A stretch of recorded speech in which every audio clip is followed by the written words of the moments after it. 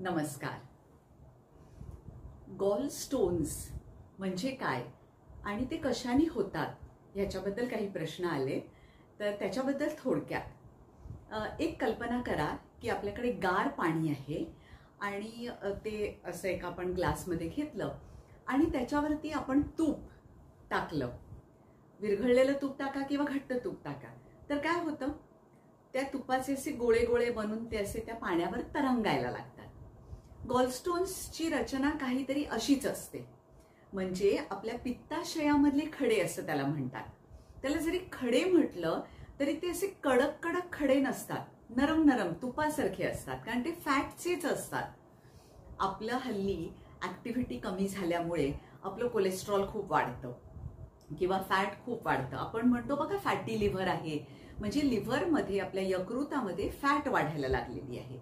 यकृतामध्ये असतं पित्त आणि हे पित्त पित्ताशयात जातं. पित्ताचा आणि फॅटचा जो रेशो असतो तो एक कायम राहिला पाहिजे, ज्याच्यामुळे आपलं पचन वगैरे सगळं चांगलं होतं. आता जर आपल्या यकृतामध्ये पुष्कळ प्रमाणामध्ये मेद वाढायला लागला, फॅट वाढायला लागली, तर ती स्रवून संबंध पित्ताशयामध्ये असे तुपाचे गोळे कसे आपण पाण्यावर घातल्यानंतर होतात तसे होतात. आता हे नरम असल्यामुळे होतं काय की हे कुठल्याही वाहिनीमध्ये जाऊन अडकू शकतात. म्हणजे ज्याला आपण कॉमन बाईल डक्ट म्हणतो, ज्याच्यातनं आपल्याकडे बाईल येते, त्या डक्टमध्ये हे अडकू शकतात. अडकले तर ह्या खड्यांमुळे आपल्याला कावीळ होऊ शकते. अनेक वेळा गॉल ब्लॅडरचं गँग्रीन पण होतं. म्हणूनच पहिल्यांदा जर गॉल स्टोन्स कमी असतील तर आम्ही सांगतो की थोडंसं लाईफस्टाईल चेंजनी आपण करून बघूया.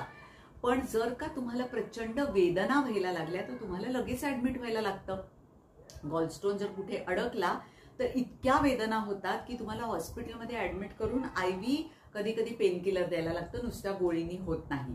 म्हणून सोनोग्राफी मधनं यकृताची करावी, गॉल ब्लॅडर आपली बरोबर आहे की नाही बघून घ्यावं, जर का तुमचं कोलेस्ट्रॉल हाय असेल तर. आणि मग आपण जर लाईफस्टाईल चेंज केले, तेल तूप लोणी कमी केलं, तर अनेक वेळा हे गॉलस्टोन हळूहळू त्या पित्तामध्ये विरघळवून जातात.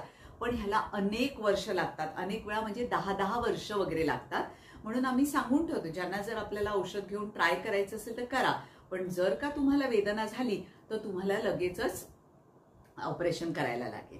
हा व्हिडिओ तुम्हाला कसा वाटला ते सांगायला विसरू नका.